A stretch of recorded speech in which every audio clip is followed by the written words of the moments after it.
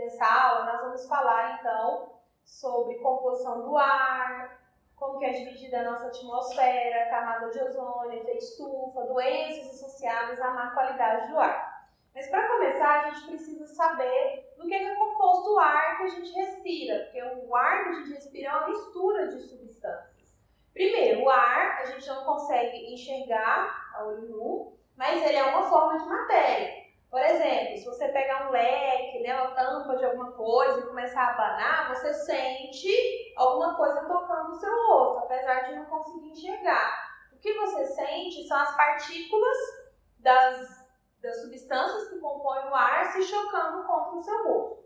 E é importante saber a direção em que o ar está se movimentando, né, a velocidade, aí a gente fala de vento, então a direção do vento, a velocidade, principalmente quando falamos de aeronaves, né? Então, para decolar, para pousar durante o voo, é importante saber a que velocidade está o vento, esse movimento do ar, e em qual direção ele está. E existem equipamentos para fazer essas medidas. Então, nós vamos começar aqui com a composição do ar. O que tem no ar que a gente respira? Então, eu coloquei aqui para vocês. Vamos pegar determinada quantidade de ar limpo, né? Ar que não esteja poluído. Basicamente, ele vai ter 78% da sua composição vai ser de nitrogênio, gás nitrogênio. 21% vai ser de gás oxigênio, que agora nós vamos falar desses componentes.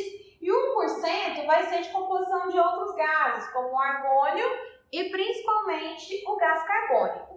Aqui nós não estamos falando de vapor de água, de quantidade, porque essa quantidade varia muito dependendo do ambiente. Então, se eu falo da quantidade de vapor de água na atmosfera do deserto e a quantidade de vapor de água na atmosfera em uma floresta tropical, a diferença é muito grande. No deserto a quantidade é muito pequena e na floresta tropical é muito grande. Mas é importante dizer que sempre existe uma concentração de vapor de água no ar que a gente respira. Porque se não tivesse esse vapor de água, não teríamos nuvens, não teríamos chuva, não teríamos formação de neve, por exemplo. Agora, nós vamos falar um pouco desses componentes do ar. Daqui a alguns anos, vocês vão estudar numa disciplina chamada Biologia, um conteúdo chamado Ciclos Biogeoquímicos, que são basicamente os caminhos que alguns elementos químicos percorrem no ambiente. Nós vamos falar de forma simplificada de 3 desses elementos: o nitrogênio, o oxigênio e o gás carbônico. O nitrogênio, ele é abundante no nosso ambiente na forma atmosférica, que corresponde a 78% do ar que a gente respira.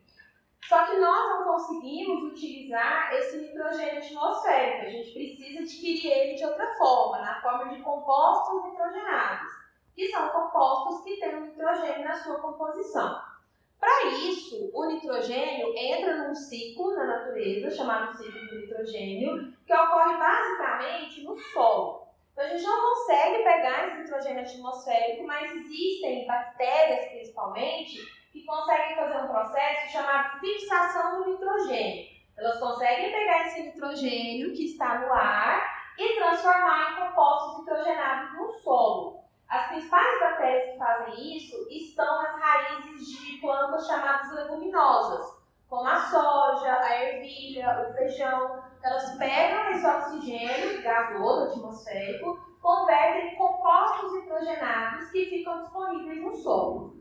Esses compostos nitrogenados são absorvidos pelas plantas e as plantas pegam esses compostos nitrogenados e produzem principalmente proteínas, que são moléculas fundamentais para o desenvolvimento das plantas e dos animais, e dos micro-organismos também. Então, as plantas absorvem esses compostos nitrogenados, produzem proteínas, e esses compostos nitrogenados vão entrar na cadeia alimentar. Então, o animal se alimenta da planta, obtém esses compostos nitrogenados e produz as suas proteínas. E assim por diante. Então, a obtenção de compostos nitrogenados depende exclusivamente desse ciclo do nitrogênio acontecer no solo. Outra forma de deixar esses compostos nitrogenados disponíveis para as plantas é através da decomposição. Vocês já devem ter visto ano passado que decomposição é a degradação da matéria orgânica que fungos e bactérias fazem. Então, quando alguma coisa apodrece, ela está se se decompondo, a matéria orgânica está sendo degradada, e aí no solo são liberados alguns compostos, né, alguns nutrientes que são importantes para as plantas. Alguns desses nutrientes são exatamente compostos nitrogenados, eles são derivados do nitrogênio. E aí existem também micro-organismos que pegam esses compostos nitrogenados que estão no solo e transformam em nitrogênio atmosférico, devolvendo ele para a atmosfera. Então, é um ciclo. Nitrogênio atmosférico no solo ele é convertido em compostos nitrogenados. Esses compostos nitrogenados são oferecidos para as plantas produzem proteínas e esses compostos nitrogenados passam pela cadeia alimentar. Quando uma planta ou um animal morre, eles sofrem decomposição e liberam novamente compostos nitrogenados no solo. Esses compostos nitrogenados podem retornar para a cadeia alimentar, virando proteína, ou podem retornar para a atmosfera, na forma de nitrogênio atmosférico. O nitrogênio também é utilizado na indústria, então ele pode ser utilizado na fabricação de fertilizantes, de materiais de limpeza, de explosivos. E quando ele é convertido para o seu estado líquido, que precisa de uma temperatura muito baixa para isso acontecer, ele é utilizado na preservação de alguns materiais orgânicos, como por exemplo o sêmen. Na imagem que vocês vão ver aí, eles armazenam o sêmen do boi, por exemplo, e aí essa substância que está saindo muita fumaça, porque está muito frio, é o nitrogênio líquido, que ele serve para preservar em baixas temperaturas materiais orgânicos. Então pode ser o sêmen, pode ser embriões, podem ser óvulos, infinidade de materiais orgânicos. O oxigênio participa do ciclo do oxigênio no ambiente. E é bem simples, porque os conceitos, imagino que vocês já saibam todos. O oxigênio ele é liberado no ambiente através de um processo chamado fotossíntese, realizado por plantas, algas e algumas bactérias. Então, o que é fotossíntese? Esses organismos que eu falei anteriormente, eles absorvem luz, água, gás carbônico, que nós vamos falar agora, alguns nutrientes e convertem em matéria orgânica, que vai ser um açúcar, a glicose, por exemplo, que vai ser o alimento, a fonte de alimento desses seres vivos, e libera oxigênio no ambiente. Então, a forma de liberação de oxigênio no ambiente, exclusivamente, é a fotossíntese.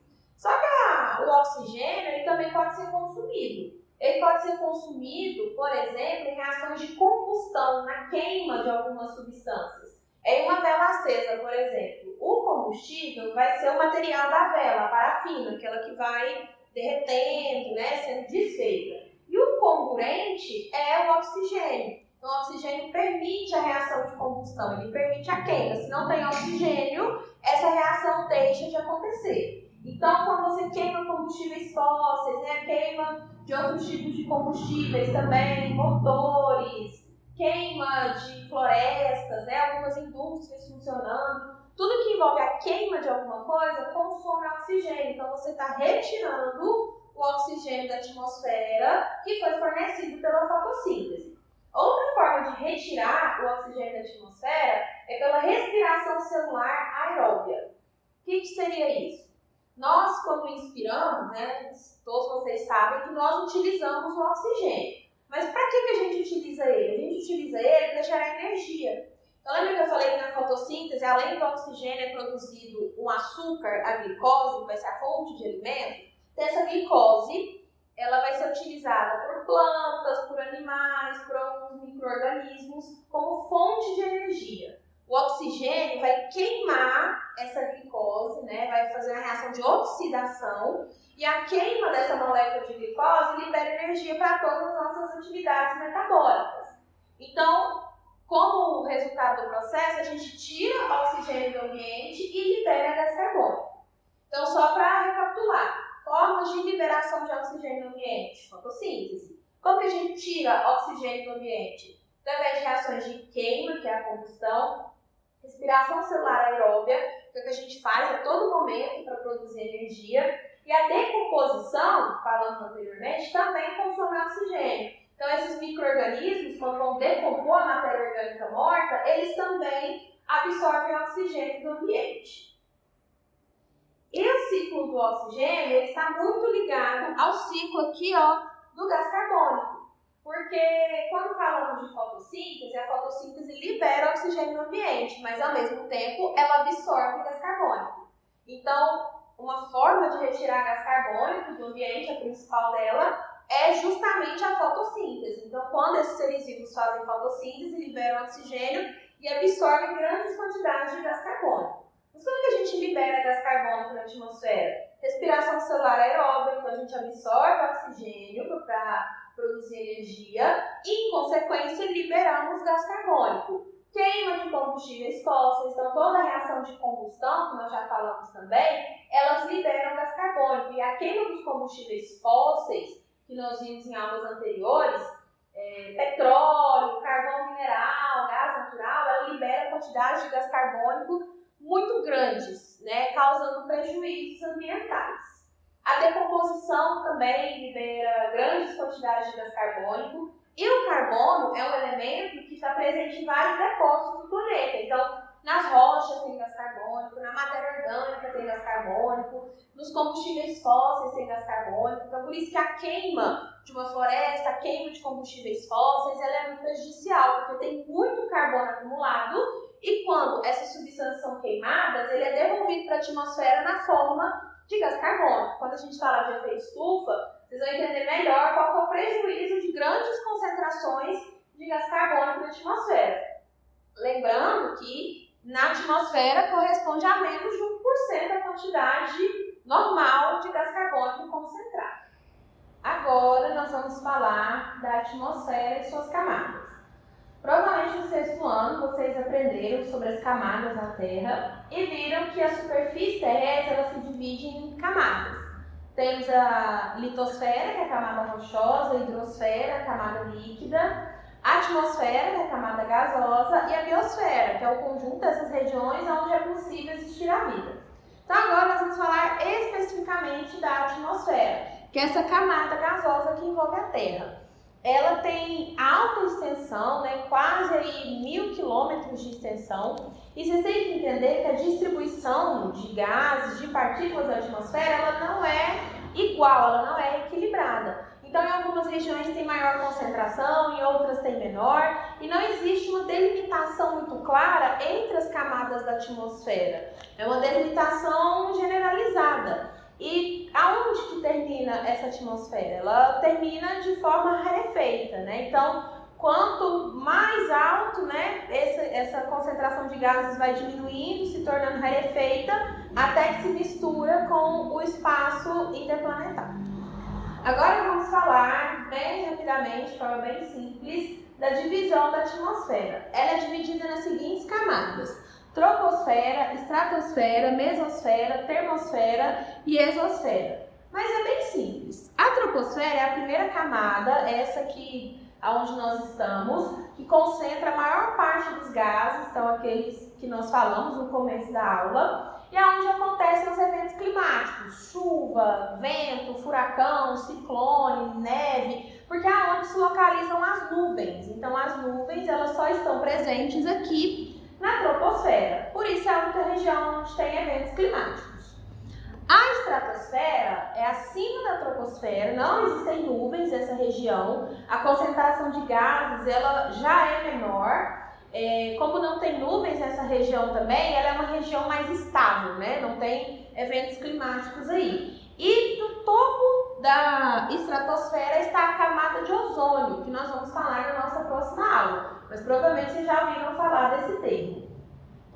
A mesosfera é a região intermediária e está no meio da atmosfera, lembrando que nessas três regiões, troposfera, estratosfera e mesosfera, a temperatura sempre diminui conforme aumenta a altitude. Então, quanto mais alto, mais frio. Só que quando chega aqui na termosfera, ocorre o inverso. Então, quanto mais alto, mais quente. Então, a temperatura aumenta conforme a altitude. E na termosfera acontece um evento muito interessante e bonito, que são as auroras boreais, né? Dependendo do local que ela está. Então, pode ser a aurora boreal, aurora austral. O que isso significa?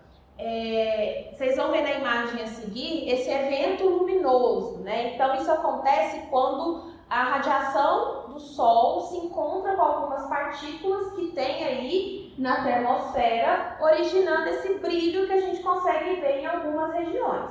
Só que mesmo se você estiver nas regiões polares do planeta, que é onde dá para visualizar esse evento, você não vê ele por completo. Você só consegue ver todo o evento luminoso acontecendo se você estiver numa estação fora do planeta. Então aqui a gente não vê ele por completo. E a última camada é a exosfera, que é onde ali o ar se torna cada vez mais rarefeito e acaba por se misturar com o espaço interplanetário. Então, por hoje finalizamos a aula. Vocês podem acessar a apostila com todo o conteúdo que foi falado no link que está no comentário do vídeo.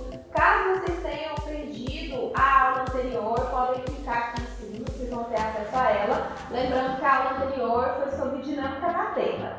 Vocês receberam, pelos seus professores tutores, as atividades do portal NET Escola que serão trabalhadas. E vocês também vão acessar no decorrer dos dias aí a correção das atividades da NET Escola também. Nos vemos aí nos nossos horários de monitoria no WhatsApp. Então, tchau!